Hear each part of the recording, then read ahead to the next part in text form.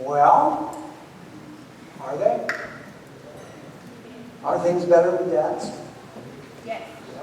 There's a lot of people who don't think so. There's a lot of people in our world that would say we don't really need dads. In fact, that's a very loud and growing voice in our world today.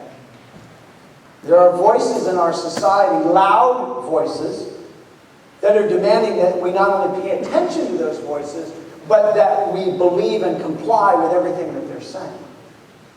The message of these voices is a message of change.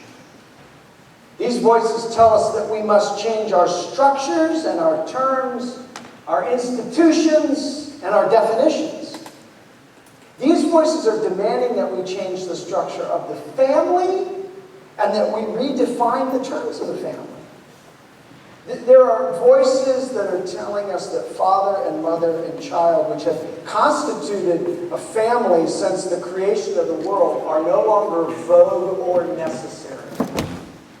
In fact, they tell us that a family now can be made up of 2 mothers and children, or 2 fathers and children, or a transgender mother, that's a biological man who now identifies as a woman, and a father and children.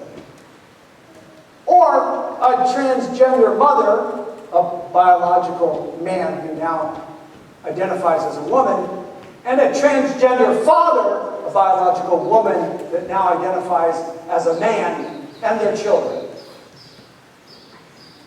I think you get the point.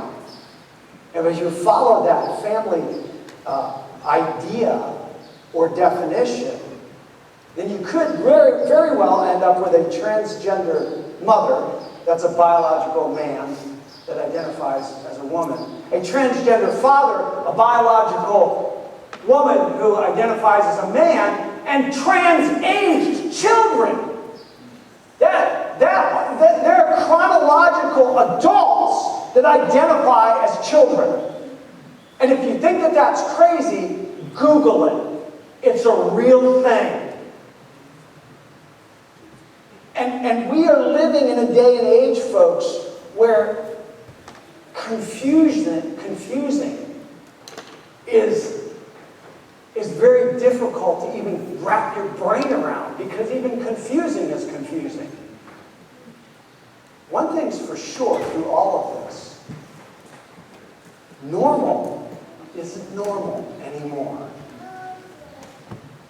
So, I want to take a look at fathers. I want to talk about fathers this morning. But we're not going to define fathers with the world's definition. And I don't even want to define fathers by the normal definition. I want us today to take a look at fathers from a biblical standpoint. We are people of the book. And so we can't get our cues, no matter how traditional they may be, from anywhere else except in this book, God's Word. So this morning we're going to take a look at what it means to be a biblical father. And we're certainly not going to be able to exhaust the idea, but we're going to look at one verse in particular and zero in on that and try to pull that apart. I want to lay the groundwork a little bit about talking about the influence of fathers, and then we're going to get into the Word and look at some traits or characteristics of biblical fathers, and then we're going to finish, and I'm going to give you a father challenge. All right? So here we go. Let me lay some groundwork for you. These aren't in your notes. If you did print out notes, there's a bunch of statistics. I'm going to put them up there on the screen so you can at least see them while I'm talking about them. But as I said, there's a lot of people that say that fathers aren't really necessary. Things aren't really better with dads. This whole idea of fatherhood is just some social construct that's out of date and it's time to move on to something else. We really don't see all that much of a need for fathers. Well, let's take a look. 1 out of 4 children being raised today are raised without a dad in the home. 5% in this country don't have a dad growing up. Next one is this. Children living without their father at home are 47% more likely to live in poverty. Individuals growing up in a fatherless home, get this, are 279% more likely to carry guns and deal drugs than children with a father at home. I mean, that's just staggering. When you think of it, 279% more likely. This one really caught my attention. Infant death within the first 28 days of life is 4 times higher for those with absent fathers than with those involved fathers. I mean, just having a dad around during pregnancy extends the chance of a baby being born healthy. I mean, it's incredible. Daughters of single parents without an involved father are 53% more likely to marry as a teen. 711% more likely to have children as a teen. 164% more likely to have premarital birth, and 92% more likely to get divorced. It seems to me that fathers carry some weight. It seems to me that the right dad can have an impact and an influence on his children. There's a story told about a mother who was walking with her little girl, and as they were walking down the street, her little girl picked something up that was on the ground, and she started to put it in her mouth. And the mother said, "Sweetheart, don't put that in your mouth. The thing's dirty. It's got germs. You don't know where that's been. You could get sick." And the little girl put it down, and she just looked up at her mommy. She goes, "Mommy, you're so smart. How did you get so smart?" And the mom had to kind of think real quick. So she said, "Well, all mommies know a lot. They have to know a lot so that we can pass the mommy test. If you don't know a lot, then you're not going to pass the mommy test."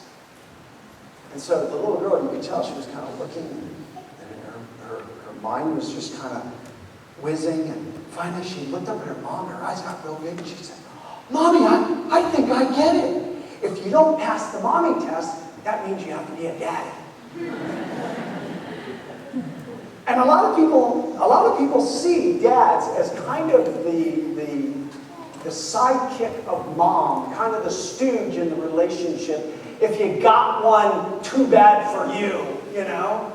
But the reality is, fathers play a huge, important role in the biblical model of the family. And I want to look at one verse today, and I kind of gave you a little hint of this if you looked at the update on Wednesday, because I used it in our update on Wednesday, but it's Ephesians chapter 6 and verse 4.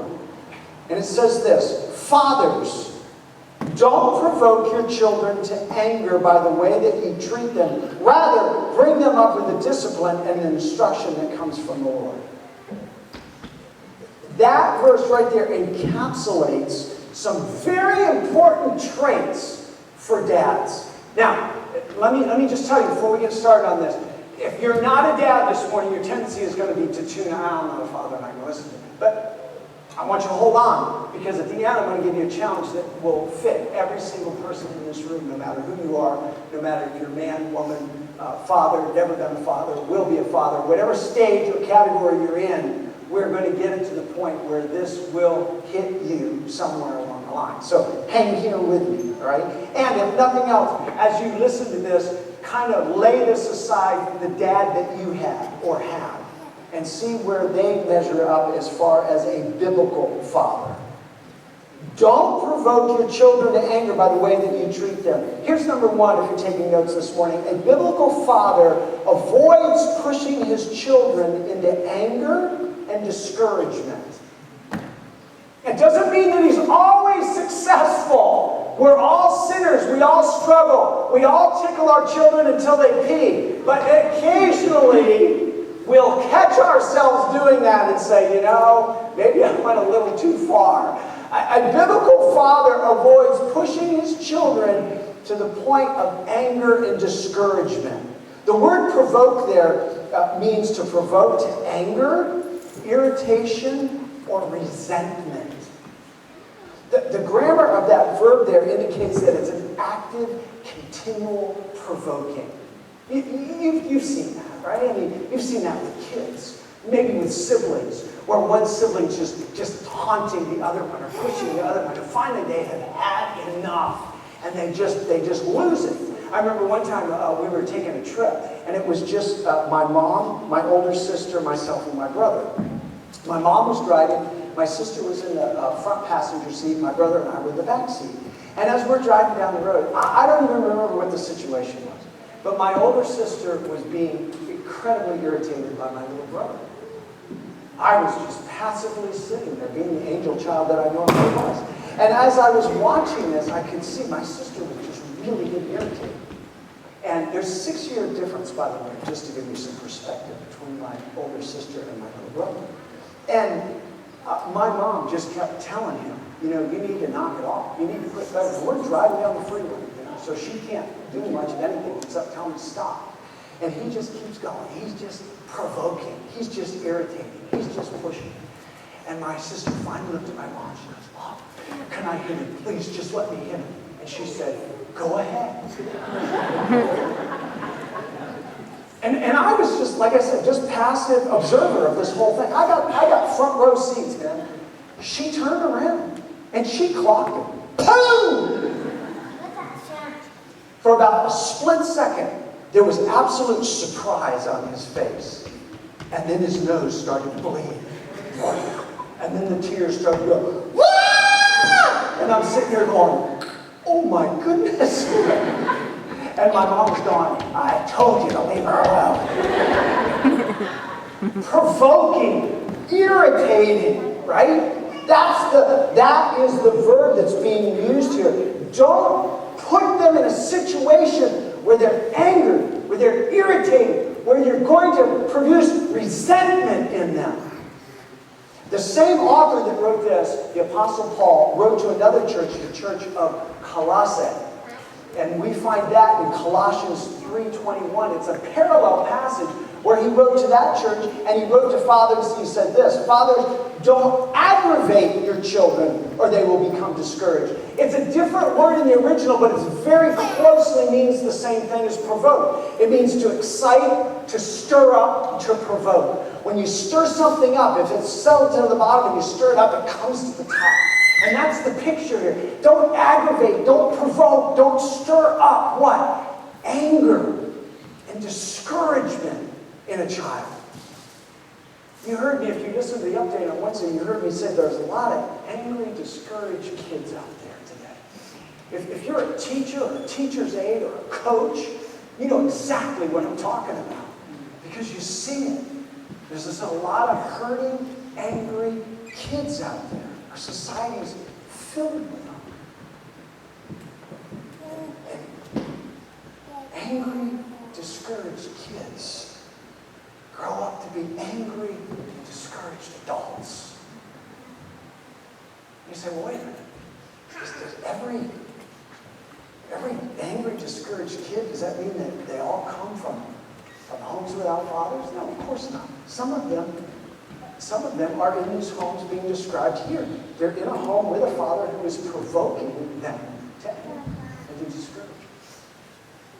And we see it all over the place. And we see it in adults. And they perpetuate that kind of anger and discouragement in their kids. And then that gets perpetuated to the next generation. And it continues to go. And Paul says, man, dads, don't do that. Don't be that kind of guy. Very quickly, just to give you some examples, and this is not complete.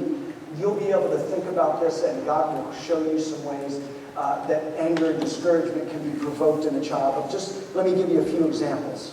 Fathers can drive their children to anger and discouragement by severity, by being overly authoritarian. They rule the home with an iron fist. They're They're not fun. They're heavy on rules and light on relationship.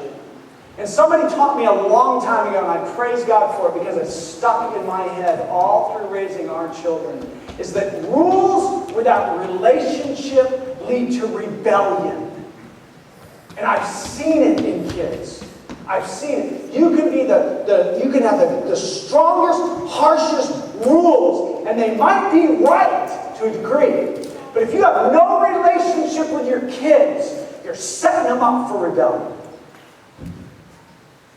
Severity can breed that. Here's another one. Man, I could go on. All of these could probably be separate sermons.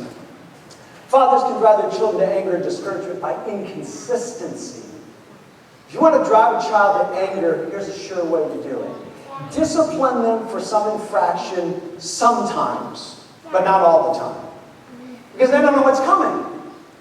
One time you're too loud in the house, and they lower the boom. Hey, I told you to be quiet, and the next time you're having fun and you're a little bit like, the kid's like, but you never yell, and so they keep on going. And that happens 2 or 3 times, and then all of a sudden out of the blue, 2 weeks later, you do the same thing, and bam, you get it. Inconsistency, that will drive a kid to anger and discouragement very quickly. Here's another one. Fathers drive their children to anger and discouragement by showing partiality or favoritism. If there's another child in the home, and you're showing favoritism openly to that other child, man, you're going to discourage the one that's not getting that, right? I mean, never say something to one child like, why can't you be like your brother or sister? That is terrible. You want to discourage a kid? The quickest way to do it. Well, but this one's such a knucklehead, and this one, of course you're going to have that in a family. They're going to be different, but you can't compare them. They're different. God's given them different personalities, different ways to deal with things. But the quickest thing to get them discouraged and angry, start comparing them. Start showing partiality. Show favoritism. You'll for sure drive them to anger and discouragement. Fathers can drive their children to anger and discouragement by negativity. Being negative with their words. Man, guard what you say to kids. Be positive. Don't always be hitting them for what they're doing wrong. Let kids be kids. Unless it's disobedience, let them be foolish. It's okay, they're kids. It's what kids do. Man, that's one of the things I love about kids, is they're just real. They're okay to be silly. And I like being silly with them. Let them be kids, and don't be so negative. Never call a child a name out of anger. I've heard parents say some unbelievable things to their children. You're such an idiot. You're so stupid. I can't believe you always screw up. Man, that is just, not only is that bad for the development of that child, listen to this, it is a sin. It is an outright sin. And we'll say things to our kids sometimes that we wouldn't say to anybody else. And it's wrong.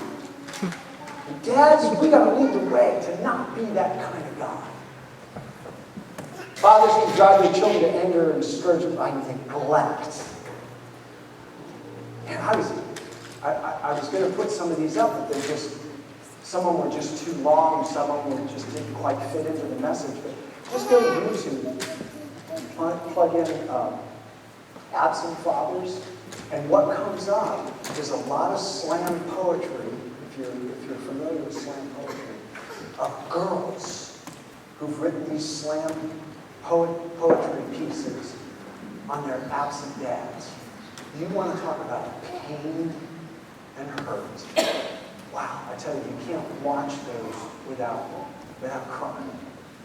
It's just so sad. And the anger that comes out as they're performing. And what are they saying? You neglected me. You said I wasn't worth it by the times you weren't there. And then lastly, a father can drive their children to anger and discouragement by hypocrisy.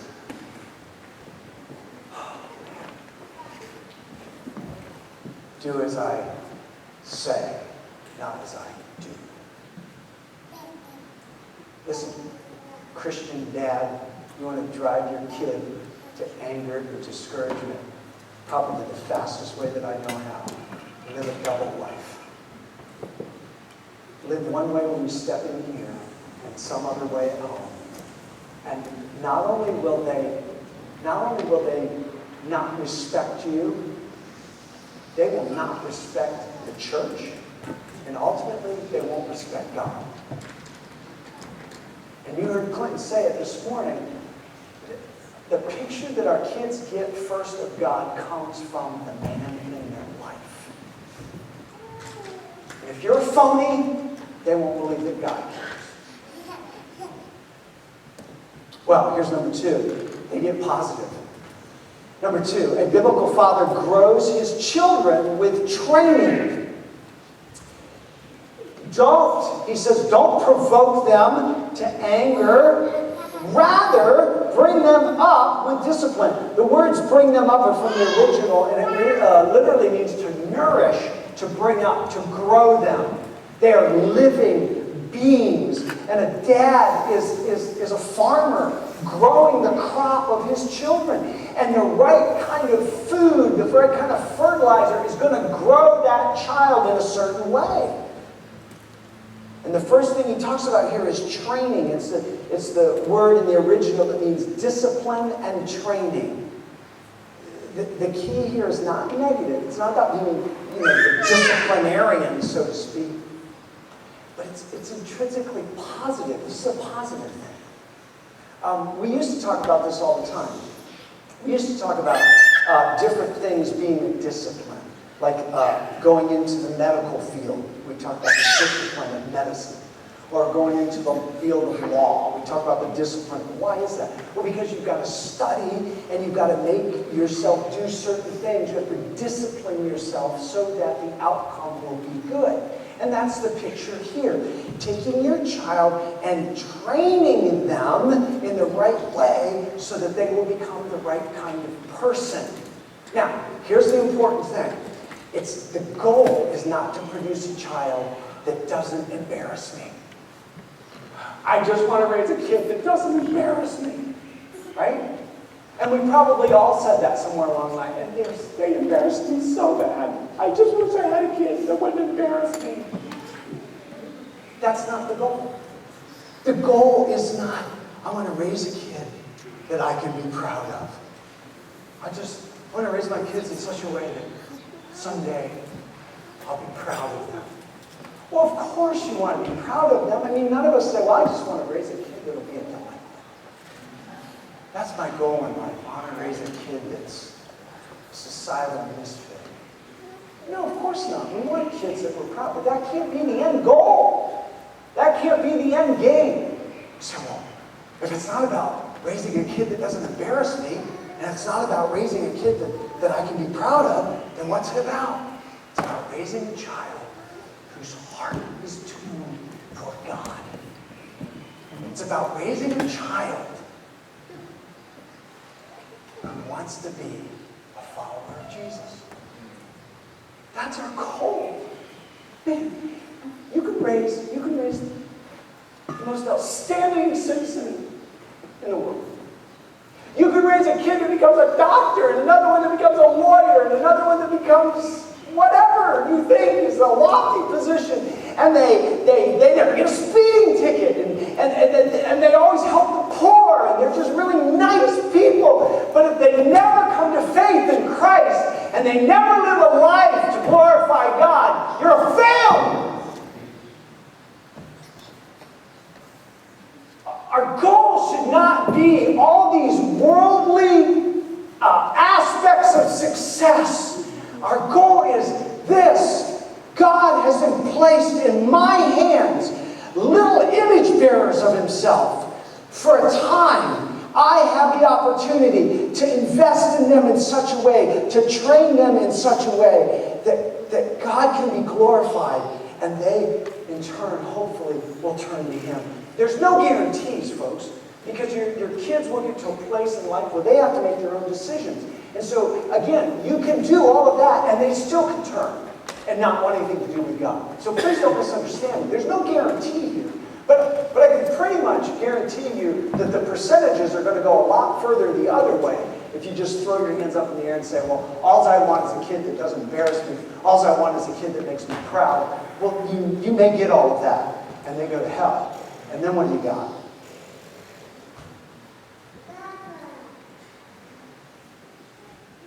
Proverbs 4:23 says this, guard your heart above all else, for it determines the course of your life.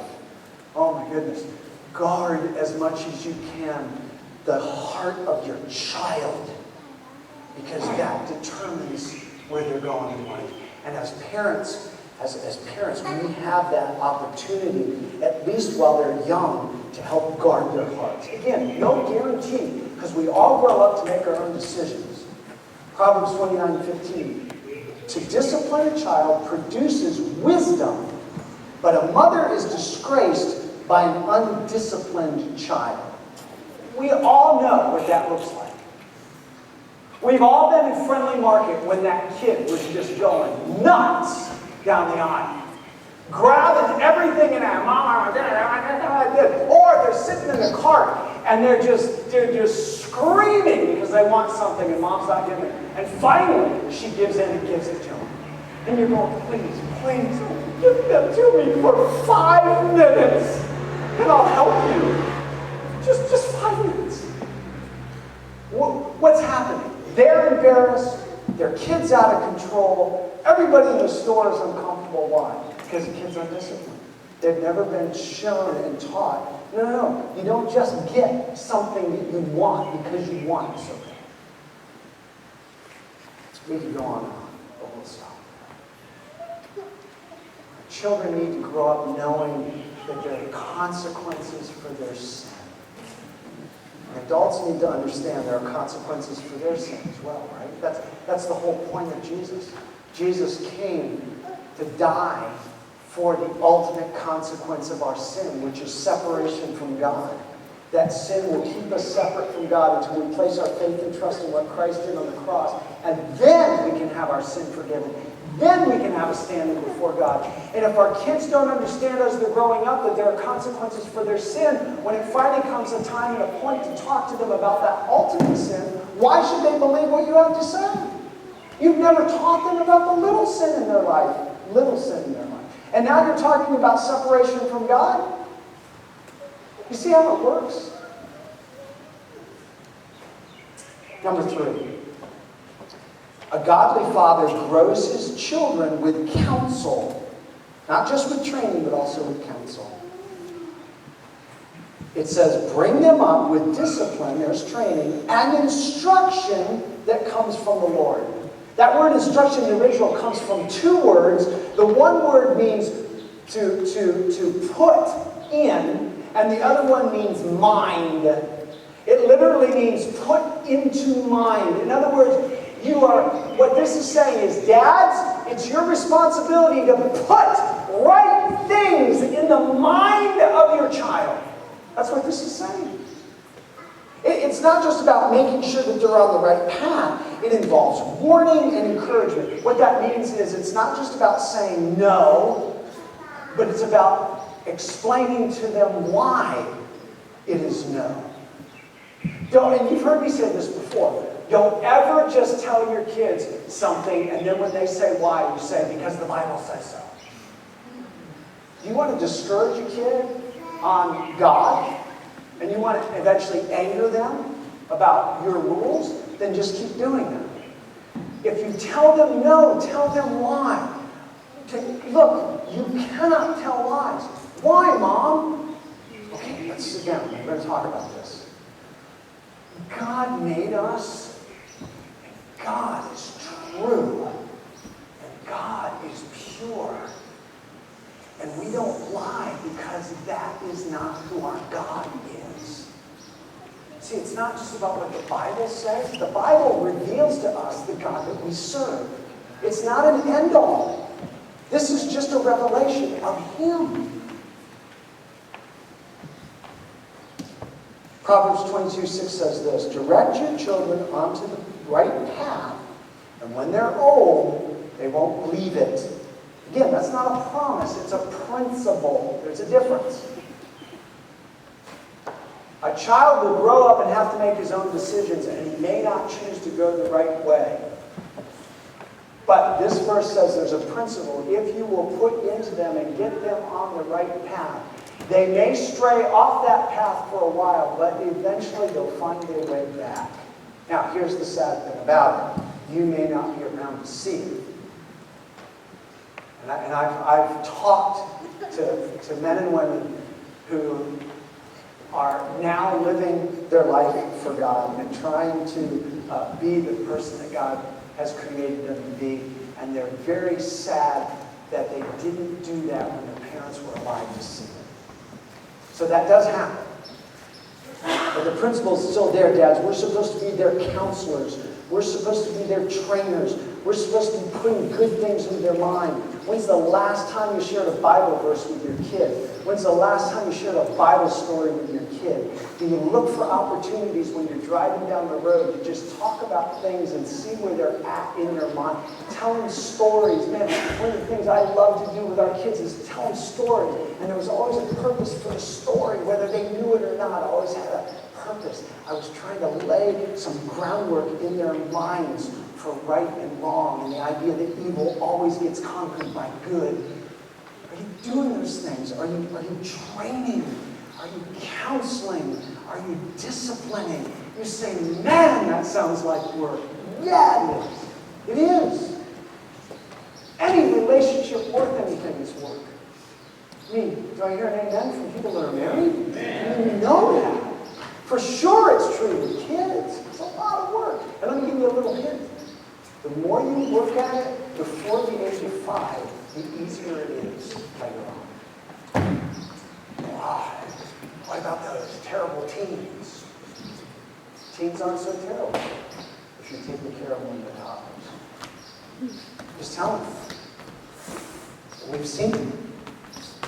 And it wasn't something we came up with. By God's grace, somebody sat us down and shared some really good stuff with us from God's Word. And I'm just telling you, you want things to be a little bit easier when they're in middle school and in their teenage years. You better take the time when they're toddlers to pour into them. So, man, I could just go on and on, but we need to close this up. You guys messed me up with this honoring my 25 years. So here it is. Here's the challenge. I've had to cut a lot out of this morning, so I'm not cutting here because this is important. No matter who you are in here this morning, this is for you. I'm going to start with dads. Dads, here we go. Number 1, be a biblical father to your kids. Be a man of God. Go, man, that sounds daunting. Yeah, it is. But what a great goal. Man, go, how do I do that? Are you ready? Google it. I'm serious. Get out your device and put in biblical fatherhood. There's some great articles. There's some great videos. Read them. Watch them. Live them. You say, wow, that sounds kind of academic. Our dryer broke about a year and a half ago. I don't know much about appliances, except where to plug them in and how to turn them on and off. But you guys know how it is on Molokai. It's hard to find somebody that works on things, and when you do, it's so expensive, it's like you might as well buy a new one, which we couldn't afford. And so I went on YouTube. And I found out how to fix it. I ordered the part. And I fixed it.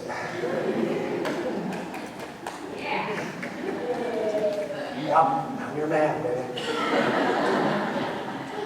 And people go, whoa. Didn't that take some time? You had to find the video, watch the video, order the part, do the work. Yeah, I saved a ton of money. And made my wife happy. Had a good dinner that night. It was great. What's my point? My point is, if you want to know how something should work, you're going to take time to figure it out. If it's important to you, if you go, man, I need to take some time and invest in that, you're going to take some time to do it. Man, dads, study how to be a dad. Talk to dads that have gone through it and pick their brain. Man, how did you deal with this? How do you do this? I mean, you've got some guys around you that we've gone through it. Come to us and say, look, I don't know what I should be doing here. What would you recommend? Let me tell you what I have seen in my kids. And then you can just start pulling. So dads, be a biblical dad. Take some time. Study it out. Work on it. Be the best dad. Make it your ambition. I'm going to be the best dad in the world. Go, so ambitious. Yeah, absolutely. Just as I'm going to be the best doggone biblical dad that's ever walked this planet. Number 2, be an example of a biblical father to other kids. So you're in here this morning and you go, well, I don't have my own kids. I'm in a marriage where I have stepkids. Okay, great. Be the best doggone biblical stepdad that's ever walked the planet. You go, well, they're not my kids. Yes, they are. God has put them in your sphere of influence. Be that guy. Be that Ephesians 6:4 dad to those kids. Foster parenting. Man, you know, I should have looked it up. I didn't look it up, the statistic of how many kids are in need of foster parents, but it's huge. You guys know it's huge here in the islands. You've got to be called to it. It's not something that everybody just does. This is something that you need to seek God about. But we've got some folks that are doing it now and have done it in the past and have been a huge blessing. Be a foster dad. Here's another one. There's kids without dads in our church. Be a dad to them as much as you can. What do I mean there? Be an example to them.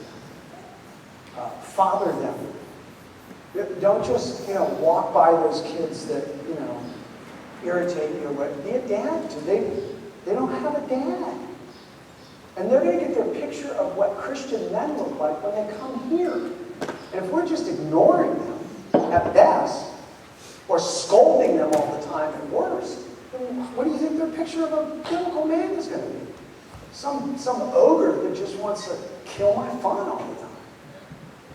So look for those kids among us that we can be that here at church, in your family. Some of you have extended families, and there's divorce situations or death situations, and you're an uncle, and you can maybe be a dad to some of those kids to a certain degree.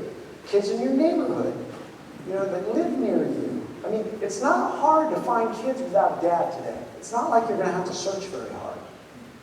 It's almost 50%, right? So it's not going to be very difficult. And then here's another way that you can practice this as a man with other kids. Get involved in our children's ministry. Again, it's not for everybody, but it is a great opportunity. Look, kids, most of the time, go to school, especially elementary school, and they have a female teacher. And there's nothing wrong with that. I can go through and give you the names of several of my elementary teachers that made just a great impact on me.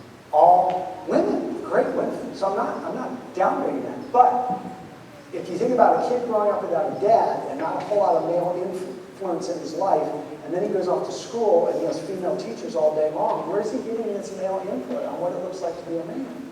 Well, he's probably going to pick it up from his buddies,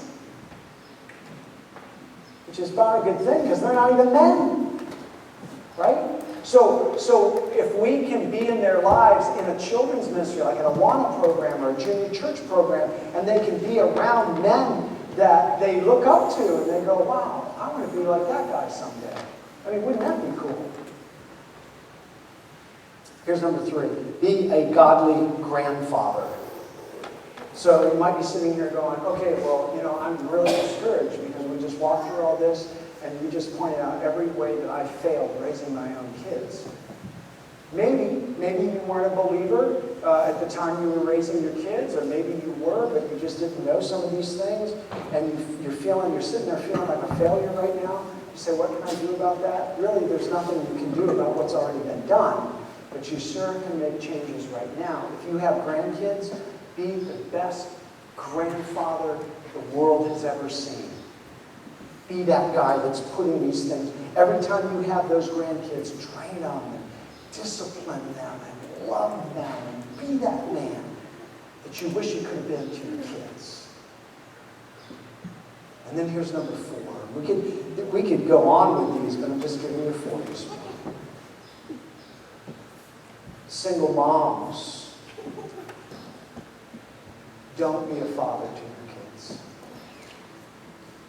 Let me say that again. If you're a single mom, don't be a father to your kids. You can't be. I read a number of things this week on, moms filling dad's role. You can't. You weren't created to.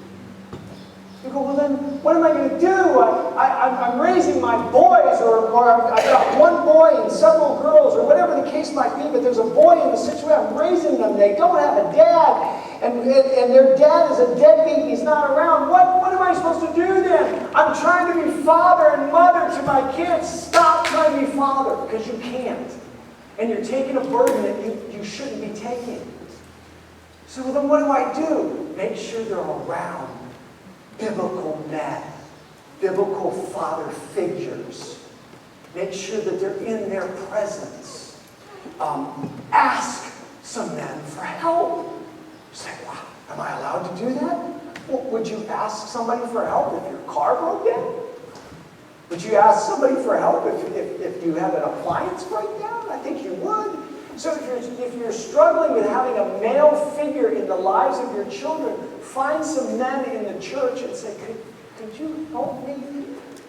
I would like to have some guys around my kids. I don't know what that looks like.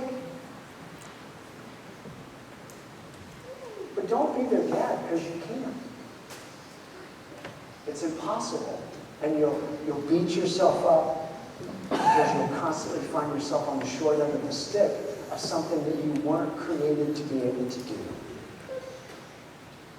You can also teach your kids, especially your boys, what it looks like to be a biblical father, so that when they grow up, they can be biblical fathers. Because there's some of you sitting in this room right now, you did not have the kind of dad that I'm describing. Or you didn't have a dad at all, and yet you turned out and you trusted Christ and you became a good dad yourself. That happens, right? Because God is a redeeming God. But get your kids in a place where they're going to be around godly men and teach them about being a godly father someday. If you're a male sitting in here this morning and you're not even at that point yet, and you're even thinking about marriage, it's going to come quicker than you think. You should dream about being a dad. A good dad. And again, make your goal lofty, guys. I want to be the best dad the world has ever seen. I want to love my kids. I'm going to spend time with my kids. I'm going to train my kids and discipline my kids. I've only got them for a short period of time, and I'm just going to do everything I can to be the best doggone biblical dad I can be. And start it now, you guys that are in junior high and high school, and you young adults, man, start making that your goal. God, someday, when I become a dad, I want to be an amazing dad. Not for my glory, Lord, but so that I can raise kids whose hearts are tender toward you and who become men and women that glorify you and make a change in our community and our world. Man, you realize the power that we have as parents? It's amazing. When biblical dads are around, things really are better. Amen? So, Father, how good it is just to say that. You are our Father. Wow. Thank you for giving us that, Lord. Thank you for that relational connection with you. That we just don't say sovereign or God. about you, Lord, but you have given us this privilege to be able to call you Daddy. Thank you for that. Lord, I pray for every man in this room. I pray for those who are fathers right now. Lord, burn in their heart a desire to be the best biblical dad who ever walked the face of this earth. Lord, if we ever needed dads, we need them right now. So God, I pray your blessing on every dad that's here this morning. May they not be overwhelmed by what you've called them to do, but may they know that you've never called anybody to do anything that you haven't also given them equipment and power to do the job. Lord, I pray for those guys in this room that their fathering is pretty much over. Their kids are out of the house. They're in their retirement years. They're looking back, perhaps even wishing they had done a better job. Lord, would you help them to rise above that and decide if there's grandkids in their lives, they're going to be the best grandfather they can possibly be. And if they don't have that opportunity, Lord, give them the desire to want to be a father figure to kids in our church, in their extended family, in their neighborhood. Lord, I lift up the fathers that are in this room potentially right now. Those that are either in marriages and they haven't had children yet, or those that are not old enough to be in that category yet, Lord, God, help them to see how vitally important it is that they desire to be a biblical dad someday. And then, Lord, I lift up our women, our moms, our grandmothers, our mothers-to-be. May they be the best supporters and encouragers of our dads, of our fathers. May they be the biggest cheerleaders. May they be the greatest helpers, so that our dads can flourish, so our kids can flourish, so our community can flourish. You're a good God, and we thank you for a day that we can zero in on this very important position of Father.